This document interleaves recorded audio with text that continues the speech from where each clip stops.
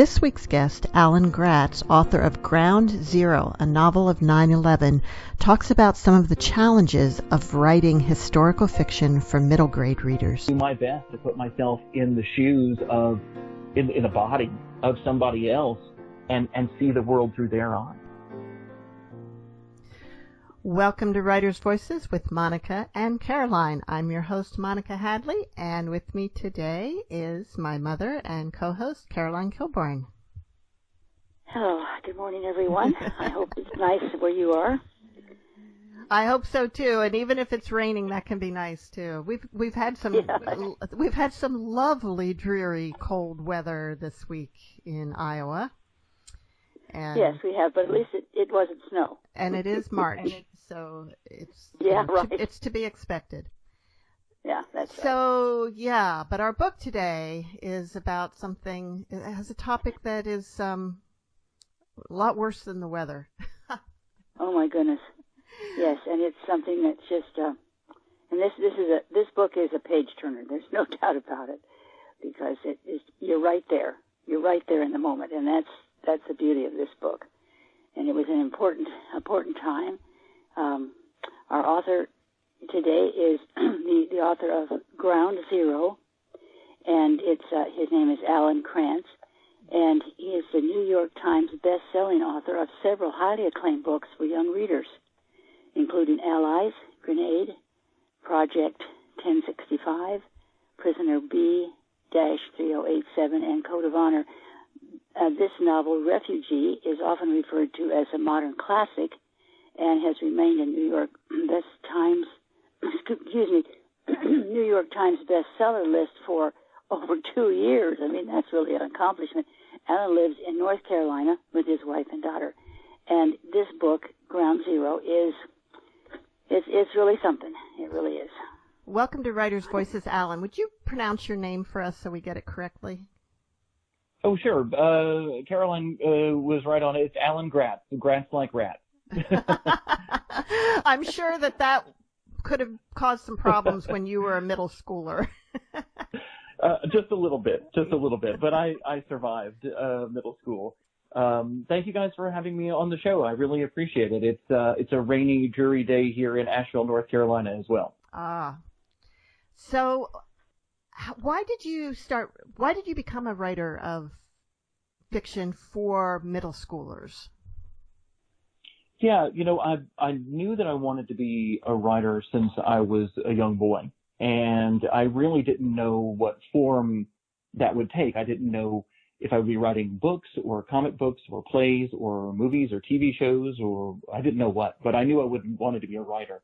And then as I went through school and I studied creative writing at the University of Tennessee, I still experimented with a lot of different forms, a lot of different forms, a lot of different genres. And even as an adult out of school, I was trying different things and throwing them against the wall to see if they would stick. And then I guess it was around the time that my wife was the book and toy buyer for a group of independent bookstores.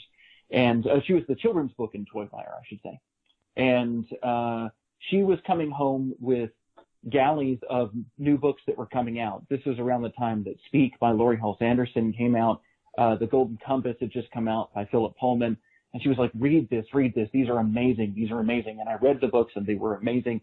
And I thought, this is what I want to do. Like, I love all the other things I've been trying to write, but these books, like middle grade and young adult fiction, is really amazing right now, and I wanted to be a part of that. And so I set everything else aside and said, I'm going to just set out to be a writer for young readers. And a little while after that, I became an 8th grade English teacher myself, and so I was using young adult and middle grade books in the classroom, and it just really seemed like a natural fit. And I got my first book published. It was a young adult novel, Samurai Shortstop, and I've never looked back. And of course, not only young people read your books, or any young adult books. Yeah. Right, and this has been a really fantastic thing, is that even though I write books for young readers, I have a lot of adult readers, and a lot of times it'll be an adult reader who's been brought to my books by a young reader in their life. You know, a child or a student will come to them saying, "You've got to read this book," and then they're excited that the young person in their life is excited about books, and so they read it.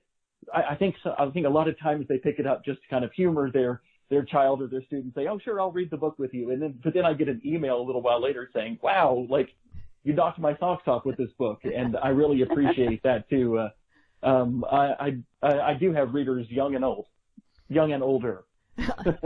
I think ever since Harry Potter, it's become cool to read young adult books as an adult. I agree. Yeah. I think that really opens the door. The YA renaissance that we've had here in the last couple of decades, has really been one that's been fueled by first teenage readers, and then as they grew up, they continued to read young adult fiction. And I was an adult when the Harry Potter books came out and loved those and read those. So I agree with you. I think that era surrounding the Harry Potter books really made it fashionable, made it okay for people to read kids' books and realize that they're not just the juvenile fiction of 40 years ago.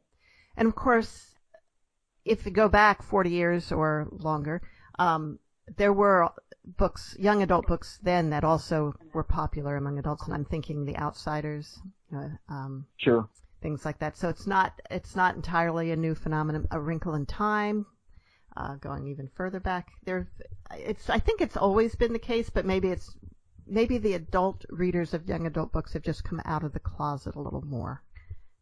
I think so, and really the Harry Potter books were the first kind of appointment reading for young adult and middle grade books. Previous to that, I know this because my wife worked in bookstores and sales for so long. Before the Harry Potter books, young adult and middle grade fiction would be put on the bookshelf and given a year and a half to sell. And if in that time the book did not sell, then finally the bookstore would return the book to the publisher. Once the Harry Potter books came out and people were lining up at midnight to buy a brand new children's book, right? Then there was a much less patience for turnover on the shelves if a book didn't sell within the first 6 months or 3 months. A bookstore might say, "We're going to return that book now." We've also had, at the same time, a flood of new books. We have so many children's books being published every year, whereas back in the days of Madeleine L'Engle and S.E. Hinton, there were fewer. We certainly had those books and we had readers, but there wasn't the sheer volume of books being published that we have today. And so I think all those things combined to turn children's books into a really commercial endeavor. And now they get promoted more. They get talked about more. Like you said, the readers have come out of the closet, and now I think the readers of kids' books are legion. I think you're right.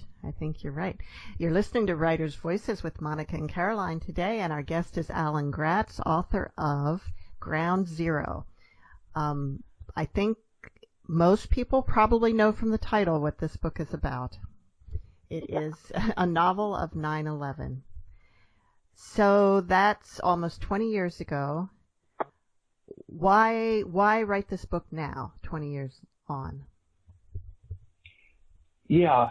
You know, it's funny when you say that a lot of people will recognize what the book is by the title. I have young readers who are on Zoom events with me where I'm introducing this book. It just came out a couple of months ago, and I introduced the book to them. And one of the questions a lot of kids ask me is, why is it called Ground Zero? And this is an answer to your larger question, which is, why write this book now? My daughter, as an example, is 18 years old. She is a freshman in college this year, and she was born in 2002. She was born a year after 9/11. If you are a kid in elementary school, in middle school, in high school right now, even into college, you weren't alive when 9/11 happened. And maybe for the kids who were just a little bit older than that, maybe you were in kindergarten or first grade or second grade and really didn't understand the gravity of the situation when it happened. And so we as adults when you hear the words ground zero, you know exactly what I'm talking about, but many kids do not. They know about 9/11. It's not unheard of to them, but it's often not taught in schools. And a lot of adults don't want to talk about 9/11, I think for a variety of reasons, but chief among them that it was so painful for so many of us that we don't want to talk about it. And I was getting requests from kids who had read my other books and knew I wrote about tough topics. And they kept saying, please write a book about 9/11, write a book about 9/11. And I kept thinking, I don't know if I can do that emotionally, if I'm ready to go back and face all the things that happened and dive into that in a research way. But I realized that so many kids really don't know much about what happened that day, and they're eager to learn. They want to know more. And so I realized, as you pointed out, this year is the 20-year anniversary of 9/11. It will be in September. Yeah. And I thought, if I'm ever going to do this, why not on this anniversary? It feels like it happened just yesterday in some ways and a million years ago in other ways. And finally decided to tackle it this year because of the anniversary and because I realized there are a lot of kids out there who want to know more and don't know much about 9/11. How did you go about researching this? I mean, sure. What was available to you? Yeah. So first of all, there are two different storylines in this book, and I'm sure we'll talk about this a little bit more. But I tell the story of that day of September 11th, 2001, from the point of view of a boy named Brandon, who's 9 years old and is in the North Tower when the first plane hits and has to try and survive. And I also tell the story from the point of view in the present day of an 11-year-old girl named Rashmina, who lives in Afghanistan and is caught in her own version of 9/11 in the present day as her village becomes a battleground between the United States and the Taliban. And to do the research for this book, then I had to do two different rounds of research. The first was to research 9/11. And yes, I was an adult in the United States when this happened. And yes, like most other Americans, I was glued to my television and reading the newspaper and reading everything, learning everything I could about what happened in the moment, in those days and weeks and months that followed 9/11. But I still, even as I dove into the research for the 9/11 side, realized there was so much I didn't know. I had not read more about the experiences of people inside the towers, partially out of just I didn't know if I could take it back then, and I didn't want to know just how horrible it really was. But for this book, I had to really dive into that research. I had to really read about what it was like in the Twin Towers that day for people who survived and for people who did not. So there have been, because it's 20 years ago and because it was such a monumental event in U.S. history, there have been a lot of books and magazine articles written about 9/11. And so I had a wealth of resources for that side of the story, but I still had to do like research that goes beyond the casual layperson's reading about an event. Writing about the Twin Towers, for example, I had to know what the layout of those buildings was. How many elevators? There were 99 elevators in each of the buildings. And I needed to know, you're right, I needed to know where they were and how they operated. I needed to know where the stairwells were. There were 99 elevators, but only 3 stairwells.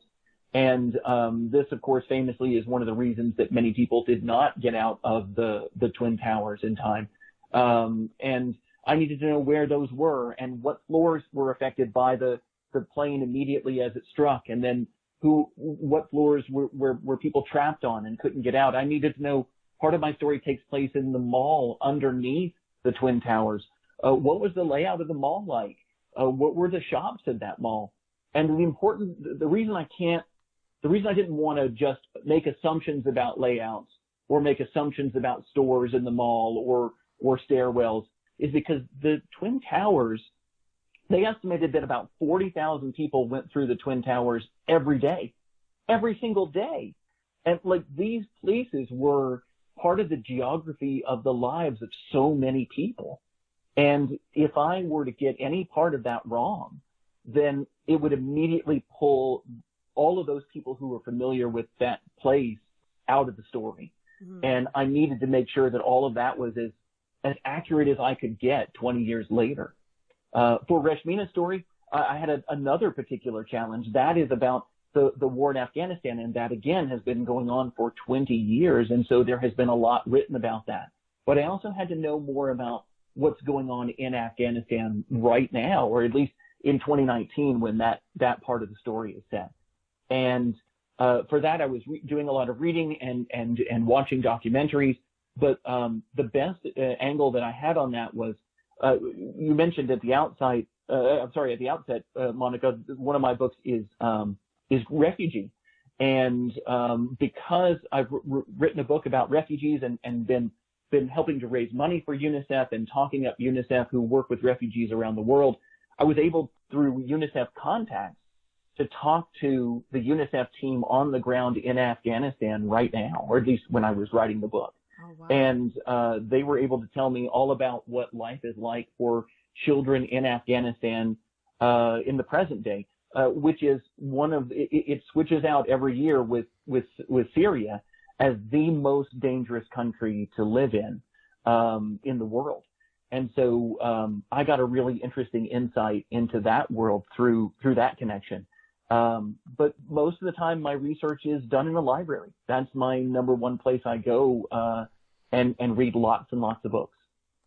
Like an old-fashioned library with actual books?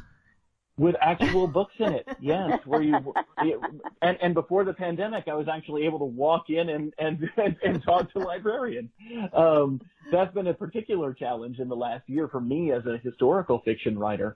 I can't walk in the library anymore. My local library has just reopened to 50% capacity and for picking up books. And so that was a particular challenge for me in my new project. Wow. And so you weren't even able to get books from the library, like curbside pickup? For this one I did. Okay. No, for this one I did. For Ground Zero I did because this was I did the research and writing of this pre-pandemic. Yeah. But for the new projects I'm working on, no, I've had to, I actually have ordered a lot of the books rather than be able to check them out through interlibrary alone just because that resource wasn't available to me. Wow.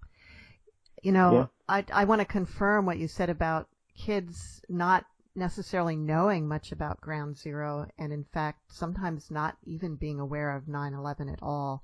I have 2 grandchildren who last spring, when the pandemic was starting, so they would have been 7 and 10 at that point, and I was talking to them about how it seems like in every generation there's some pivotal event that life is before and after, and it changes the world in some significant way.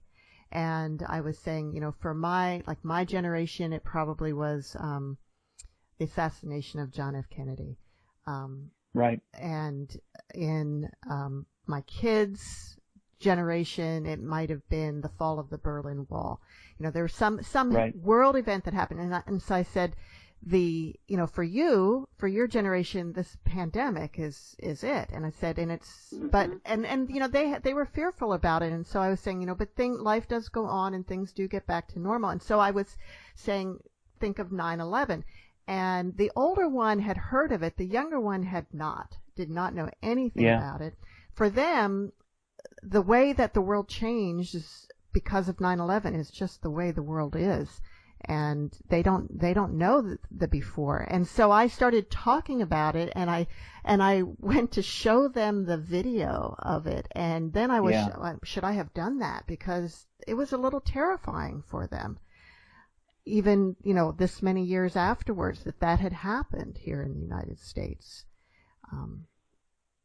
So I think it is. It's a frightening thing. Yeah, but I think it is good for kids to know. And I think this book, Ground Zero, is a good way for them to learn about it.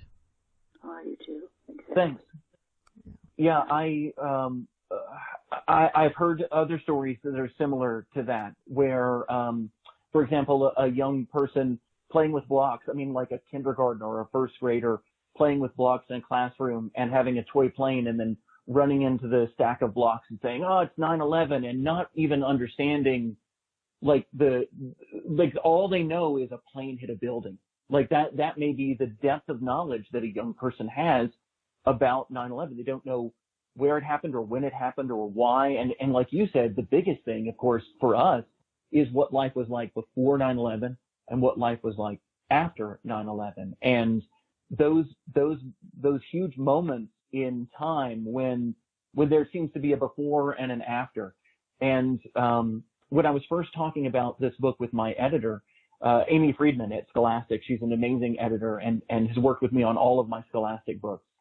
We were talking about me writing about 9/11, and in our very first conversation, before I ever knew what the story was or had even begun to do research on it, I told her, I said, I could just write a book about that day, about 9/11, but the message at the end of that day was Muslim terrorists are coming to kill us. And that day they were. But that hasn't been the message in the 20 years since then, or that hasn't been the most important thing. Look at today. We have so many other more pressing issues that are facing us as a country today: racism, pandemics. We've got, white supremacists and domestic terrorism are more a threat than foreign terrorists even. We have so many things that are, the whole Black Lives Matter movement is far more important than Muslim terrorists are coming to kill us.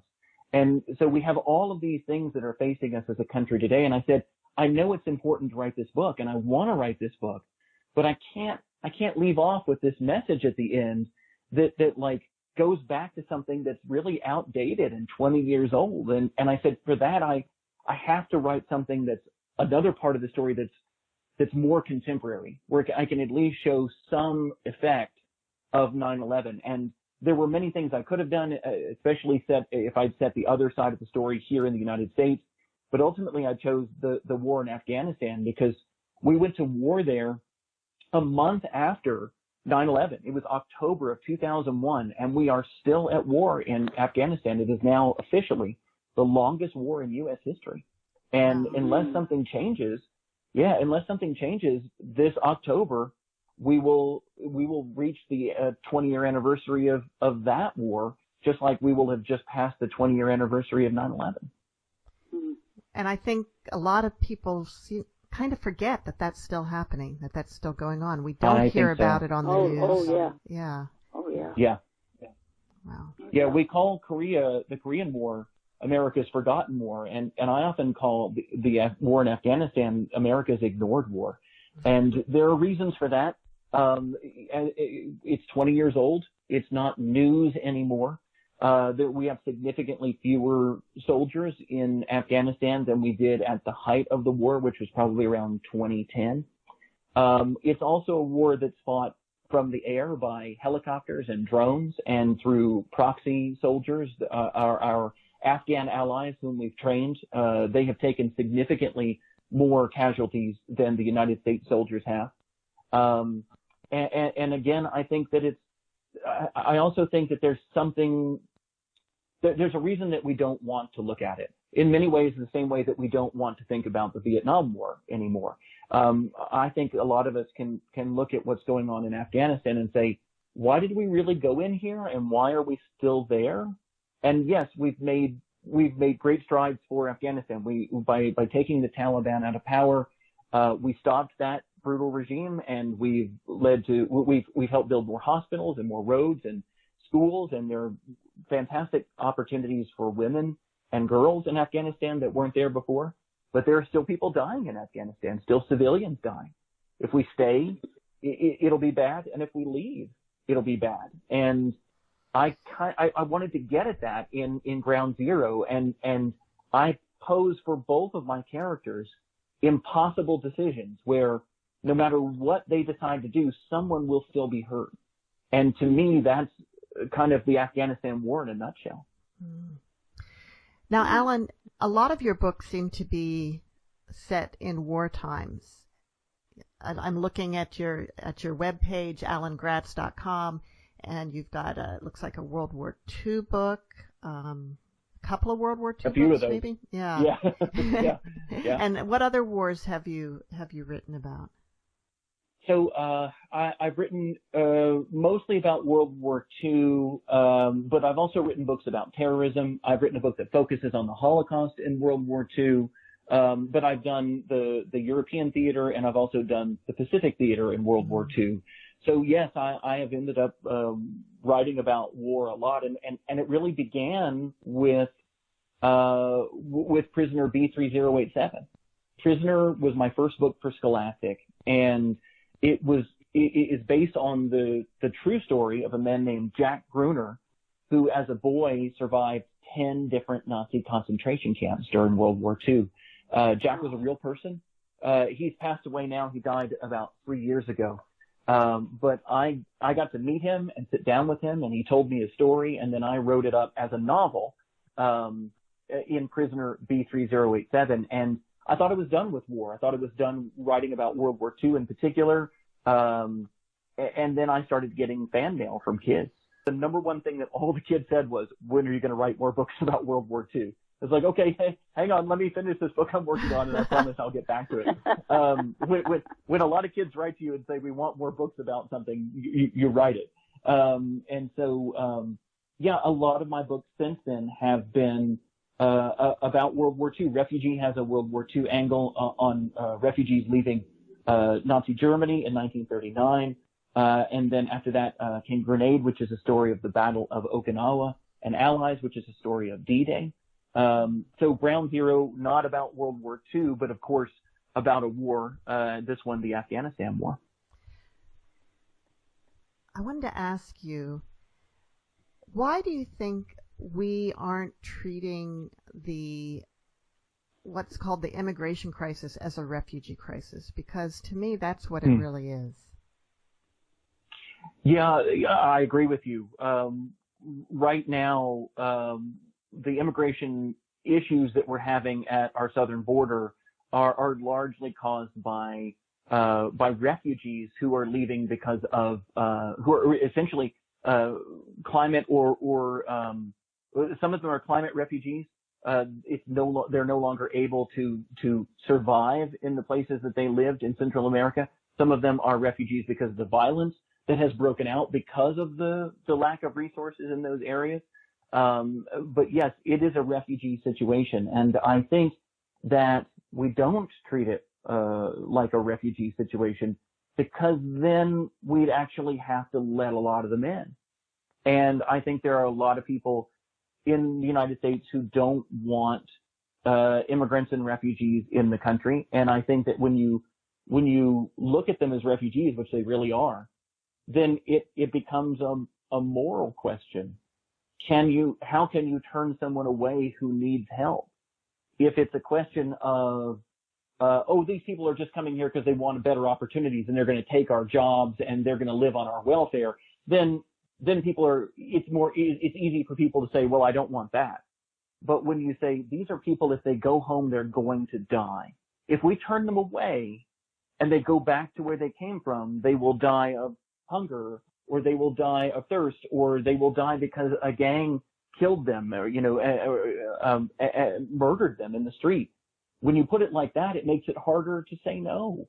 And I think that people look for reasons to say no. And I think that when we see it as a humanitarian crisis, we would let more people in. But if we don't, then it makes it easier to just say no. I agree. And, it's the same as before World War II, when the United States turned away Jewish refugees. And we look back at that and think we were wrong. We should not have done that. That was wrong. That was immoral. And I think 50 years from now, people are going to be looking back at what we're doing now and say, how could they have been that way? How could they have done that? I think so too. And I often, when I speak to kids about refugees and about immigrants, I point out to them, unless you are Native American or your family were brought here as slaves, then every one of you that I'm talking to, your family at some point chose to come from wherever they lived in the world to this country. They chose to come to the United States. And maybe they came here as refugees. Maybe they were a religious refugee who were being persecuted somewhere, or maybe they also were escaping a famine in Ireland, for example, and came to this country. But we look back at all the people who make this country great and all the places they've come from. You know, we just St. Patrick's Day was yesterday. We have an enormous Irish American population who are a backbone of this country. German immigrants. We have lots of immigrants from Eastern Europe and from Asia, all over the world. And these are the people who make America great. But for some reason we want to close that door now. For some reason we want to say, well, the new people who come in won't make us great. We made this country great, but they're going to ruin it. I don't understand that at all, because every new group that has come to this country has made it better, made it richer. And we have, I don't want to get too political, but we have senators whose parents came to this country as immigrants and made a life for their child who's now a senator. And now that senator wants to say no more. I know who you're talking about. And I'm like, why did you get to do it and nobody else gets to do it? I don't understand. Like, what is this feeling that so many of us have that, like, if we've been here, you know, if we're already here, we deserve it. And if you're not here, you don't. It's so strange to me. I know. And I think we're the greatest country in the world. I really do. And I think we could be doing so much more to be a leader and to show the world what it means to be the greatest country in the world. I spent some time 2 years ago on Lesbos, which is a Greek island off the coast of Turkey that sort of bears a large part of the brunt of the Syrian and Middle Eastern and Afghanistan refugee crisis.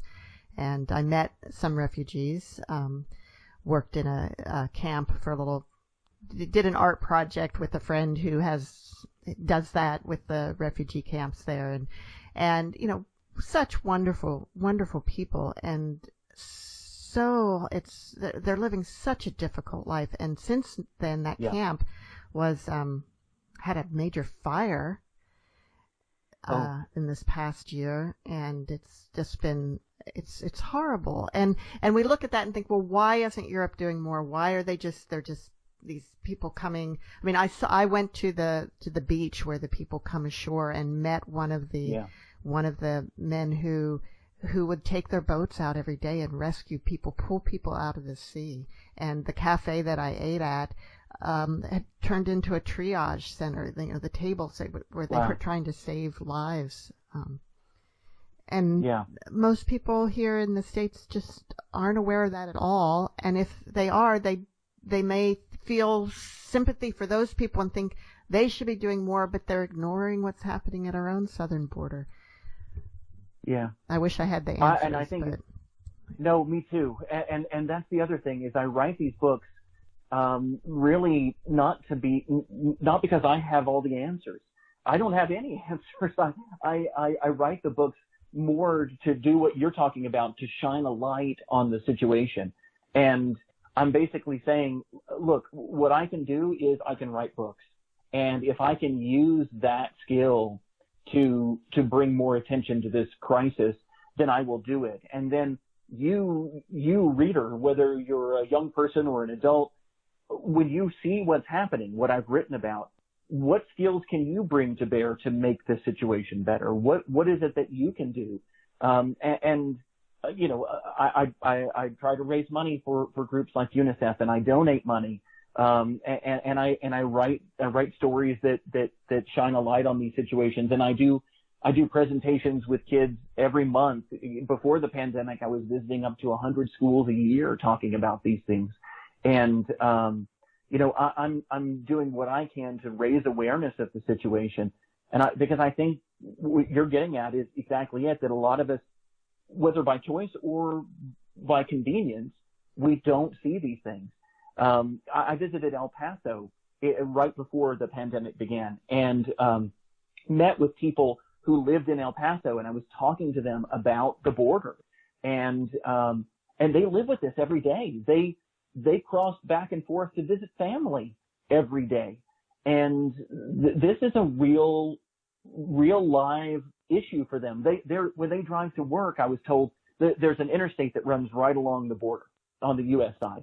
And as they drive to work, some of the teachers were telling me in the morning, they will have to be wary in the dark of people running across the interstate who've just come through the border, like through a culvert or over a wall, and are running across the interstate. And they have to watch out not to hit these people. And there are refugee camps in El Paso and just outside of it. They are people who are they are Americans living with this issue. And I think a lot of us, because we don't live with it on a daily basis, we cannot see it if we don't want to. You're listening to Writers' Voices with Monica and Caroline, and our guest today is Alan Gratz, author of Ground Zero, a novel of 9/11. Alan, would you like to read from Ground Zero for us? I'd love to. So I chose two passages for you. Since I have two characters, I thought I would split time between the two characters. That makes sense. Yeah, right. So the first is Brandon, as I introduced earlier. He's 9 years old. He has gotten into trouble at school. He got into a fight protecting a friend from a bully, and now he's been suspended. And so he has to go into work with his dad, who happens to work at Windows on the World, the restaurant at the very top of the North Tower of the World Trade Center up on the 107th floor. And he has a plan to fix things, starting with getting down to the mall in the basement and buying a replacement toy that's been broken in this misadventure at school. And he is, in this passage that I'm about to read, just sneaking out of the restaurant to go down to the mall and getting in the elevator. So if you're ready, I will go for it. We are. All right, let's do it. So this is Brandon sneaking out of Windows on the World and trying to get to the elevators. Brandon hurried past Miss Ng, who was still reassuring the diners, and over to the elevators. He pressed the down button and looked over his shoulder nervously, hoping his dad wouldn't come out of the kitchen and see him. Ding! An elevator door opened. It wasn't the express elevator that went straight back down to the lobby. This one only went to the sky lobby on the 78th floor. From there, Brandon would have to take 2 more elevators to get downstairs. It wouldn't be as fast, but Brandon didn't want to wait around for someone to spot him. Brandon jumped onto the elevator, just missing the closing doors. He'd made it. Brandon leaned against the railing at the back of the elevator and smiled. He couldn't fix punching Stuart Pendleton in the nose, but he could fix breaking Cedric's Wolverine gloves, and that made him feel better. The elevator slowed to a stop, and an elderly white man with silver hair got on. The elevator stopped again, and a blonde white woman in a purple pantsuit got on, followed by a big white guy in a blue blazer and a red necktie. I shouldn't have taken the local, Brandon thought. He glanced at his Lego watch, 8:45 a.m. He was going to have to be speedy if he didn't want his dad to find out he was gone. The elevator stopped again, and a man with brown skin and a graying beard wheeled a catering cart with empty dishes onto the elevator. He wore a light blue turban that matched the color of his Windows on the World uniform. Brandon froze. The man wore a name tag that said Shavender. Brandon didn't recognize him, but he worried Shavender might have seen Brandon around the restaurant and would know he was Leo Chavez's son. Brandon slipped farther behind the big white guy and watched the red digital numbers of the floors tick by. 94, 93, 92, 91, 90, 89, 88, 87, 86. Boom. Something boomed above them, and the elevator suddenly went sideways. Brandon grabbed onto the handrail to not fall over. 2 other passengers, the blonde woman and the old man, did fall down, but Brandon couldn't have helped them even if he'd tried. The elevator was shuddering so wildly it felt like someone had taken him by the shoulders and was shaking the life out of him. And then a new sensation. They were falling. No, the elevator car wasn't falling. It was leaning farther and farther and farther to the side, like they were on the tilt-a-whirl at Coney Island. Brandon held tight onto the handrail, digging in his heels, while the other passengers slid forward until they were all pinned to the opposite wall. The serving cart toppled over, spilling dishes and water and silverware. Brandon's mind raced, trying to make sense of what was happening. The elevator couldn't swing this far in the elevator shaft. Elevator shafts were just a little bit bigger than the elevators inside them. That meant the whole tower was leaning, all 107 floors. That wasn't possible, was it? The elevator stopped tilting, and Brandon held his breath. No one uttered a word. Then slowly, sickeningly, popping and complaining the whole way, the elevator began to right itself. It came up straight, and Brandon caught his breath. But then the elevator swayed in the other direction. The passengers who'd been pinned to the wall scrambled to cling to the railing to stay put. Brandon closed his eyes and braced himself as silverware and broken plates came skittering across the floor toward him. But the elevator didn't swing so far this time. It shuddered and groaned its way back upright. The lights flickered, but stayed on, and suddenly everything was quiet again. "What the hell?" the silver-haired man started to say. And then the elevator began to slide. Oh, boy. Okay. Yeah, right. that was the scary thing, because when you're in an elevator, you think you're safe. You never think. Right. Yeah. Yeah. Yeah, and the last thing you want is for that elevator to be doing anything it's not programmed to do. I mean, that's right. The scary thing, is when you know that's not the way an elevator works. I read so many accounts of people who, there were 99 elevators, as I said, in each of the buildings. And so there were a lot of people in elevators when those planes hit. And when the planes hit, especially in the North Tower, the elevator shafts went all the way up and down the towers, and the elevators might work in different blocks within those shafts, but the shafts went from top to bottom. The explosion was channeled out the sides of the buildings, but also down through the elevator shafts. And so many of the elevators were hit by flames and fire. In fact, the rotating doors, the elevator doors at the bottom of the elevator shaft that came out in the mall in the basement blew off when the planes hit, because of the force of the explosion 90 floors up. Wow. So it was, if you were in an elevator, it was a dangerous situation, but there were people who got out of the elevators and survived. And so I wanted to make that part of this story. Wow. Okay, so now let's move to Afghanistan. Right. So now we'll move to Afghanistan, and Rashmina is, again, my main character here. She's 11 years old, and her village has just become a battleground between the United States and the Taliban, as I mentioned earlier. The United States, some soldiers were called to the village, and it was a ruse so that as they were leaving, they would be attacked in a sneak attack by the Taliban. This battle has happened. She and her family, Rashmina and her family, have huddled inside their house, and they have waited out the gunfire and the helicopters and the explosions. And now that it is all cleared, it's back to life as normal.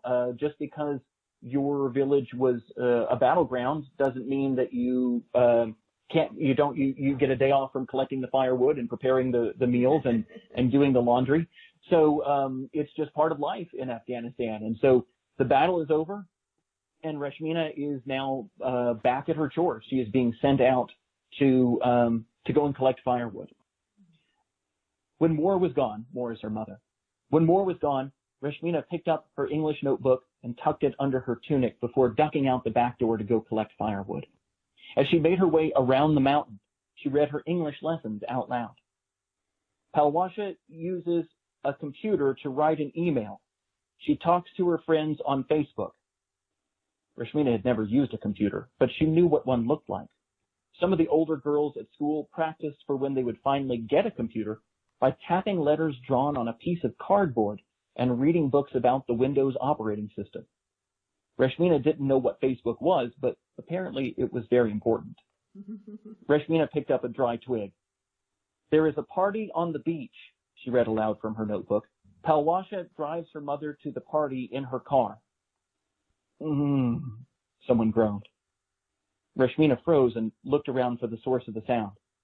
A few meters away, lying on his stomach among dried leaves and dirt, was an American soldier. His face was charred like a scorched pot, and there were dark, wet spots on his uniform. Blood, Rashmina realized. He must have been injured in the battle. The soldier groaned again and dragged himself forward. Where was he going? He twisted his head this way and that, as though he was looking for something, but there were only scrub trees as far as Rashmina could see. The soldier's head turned toward Rashmina, and she held her breath, but his eyes swept past her like he hadn't even seen her. He's lost his eyesight, Rashmina realized. The black marks on his face, he'd been wounded and couldn't see. If someone didn't help him, he would die out here in these woods. Or the Taliban would find him, and his death would be far more painful. Rashmina frowned. Why should she care? The Americans had killed her sister, after all. Pashtunwali, the way of the Pashtun people, said that it was right and just to seek revenge against someone who had done you wrong. In Pashto, that revenge was called Badal, and it never ran out. Rashmina could wait 12 years, 1,000, and still take her revenge on someone who had wronged her. Why not just slip away then and let this man die? Rashmina flipped her notebook shut to leave, but she fumbled it. Her notebook hit the ground with a flump, and the soldier's head turned in her direction again. Is someone there? He asked in English. Hello? I can't see. My ears are ringing. I'm hurt. Hello? Can you help me, please? Rashmina silently cursed her clumsiness. If she had been able to slip away without him hearing, she could have left the soldier to die and been done with it. But now he had heard her, and he had specifically asked for her help. Just as Pashtunwali gave her the right to revenge, it also said that when a person asked for help or protection, no Pashtun could refuse, no matter who was asking, friend or foe. That was Nanamatai, what the Americans would call refuge. Rashmina sagged.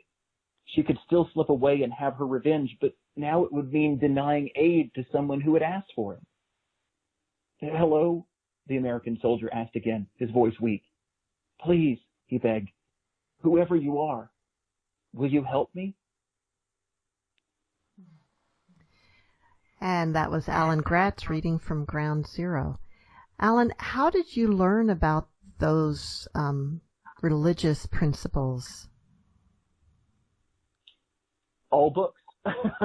more books.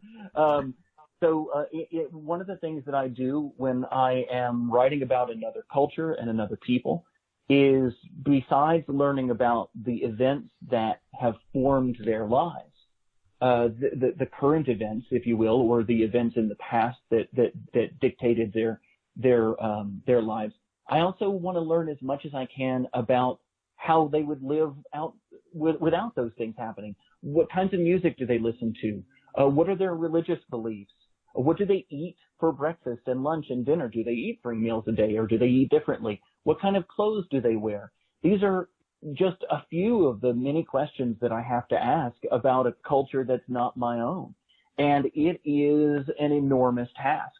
I will never, ever know everything there is to know about the Afghan people or the Pashtuns, or about Okinawans when I wrote about the Battle of Okinawa, or the French when I wrote about D-Day and the French resistance.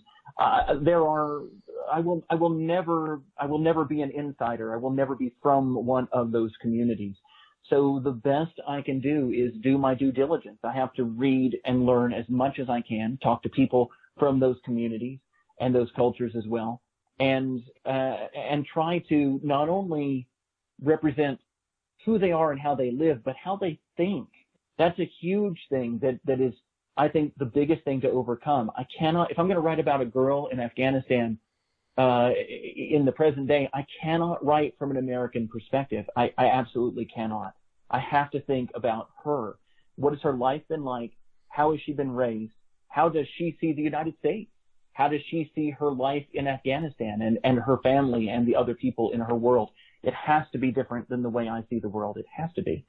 So I have to do my best to put myself in the shoes of, in the body of somebody else and see the world through their eyes. Wow. Are all of the people in Afghanistan Pashtun? No. So the Pashtun people are people who live on the eastern side of Afghanistan, really, and they cross over the border between Afghanistan and Pakistan. And in fact, they lived in a large area there in the mountains and in the lowlands right around the mountains. And then post World War II, to get back to World War II again, when national borders were being redrawn after the war ended, famously a British ornithologist who'd been put in charge of redrawing the borders of countries drew the border of Afghanistan and Pakistan right through the middle of Pashtun country without even knowing that this was, of course, dividing a people. Many people say that there ought to be another country called Pashtunistan or something to that effect, that would be this group of people who do identify as Afghan, but also some of them identify as Pakistani, and but they are a group that for whom the border means nothing. This is their territory, and we, the West, drew a border right through the middle of it. So they are the people who live in the mountains of southeastern Afghanistan, and they are very different than the people who live in other parts of Afghanistan. So that was another thing that I had to do, was not just learn about, I couldn't just say she's Afghan. I had to actually find what tribe she'd be from and where she lived, and that changed even what her primary language would be. She speaks Pashto rather than speaking Farsi as her primary language. Was that division of the Pashtuns part of kind of the root of the problems in Afghanistan with the Taliban? To a certain degree, but really the whole business with the Taliban was really it goes back farther than that, and it's a lot of it is due to outside influences. One of the things I talk about in Ground Zero is how often Afghanistan has been invaded. I mean, you go all the way back to Alexander the Great invaded Afghanistan, and then the Mongols, and then later on other Arab countries invaded Afghanistan, and then you had the British who invaded in all the Crimean War business and the wars in Afghanistan for them, and then you had decades later the Soviets invaded and fought a war that many people point to as one of the things that finally brought down the Soviet Union. Was one of the many factors that led to the end of the Soviet Union. And so then when the Soviets left, there was a power vacuum. I'm getting back up to the Taliban now. And there was a power vacuum, and Afghanistan was riddled with civil war. There were many warlords who tried to take control of their particular areas or their particular towns. And one group of Saudi-trained and educated scholars came back to their home country of Afghanistan. Taliban actually means, I think, student. And they were students who came back and said, enough of all this infighting. We're going to take over and create one way, and we're all going to do this. And we're going to base it in this very fundamentalist, very extreme interpretation of Islam. And they were able to gain power and wrestle control from all the individual warlords who were fighting in Afghanistan to rule Afghanistan overall. That said, they still had internal conflict before the United States invaded. There were certain towns and certain warlords who were holdouts, especially in the north, and they were still trying to subdue those groups. But then when 9/11 happened, I should back up for a minute. Before 9/11, this was a country where Osama bin Laden and Al-Qaeda used as a headquarters because of the chaos, and the Taliban were sympathetic to Al-Qaeda. And so they let them build a headquarters in Afghanistan and train soldiers, train terrorists in Afghanistan, so that when 9/11 happened, and we, the United States, were looking for Osama bin Laden, we realized intelligence told us that he was training people in Afghanistan. And we went to Afghanistan and the Taliban and we said, let us in so that we can go and hunt this man down. And they said no. And that's when we decided, well, if you're not with us, you're against us, famously. We told the world. And we invaded Afghanistan a month after 9/11 because the Taliban would not let us in. We had turned a blind eye to all the awful things they were doing before because it didn't matter to us. And now, as soon as it mattered, we were all about toppling the Taliban and coming in to do that. So, no, as a matter of fact, a lot of the Taliban come from the Pashtun people, just because they are, they're outsiders. They were people who would stick to the mountains and learn to fight and survive in the mountains traditionally, all the way from Alexander the Great up. Everybody is able to roll through and conquer Kabul, including the United States.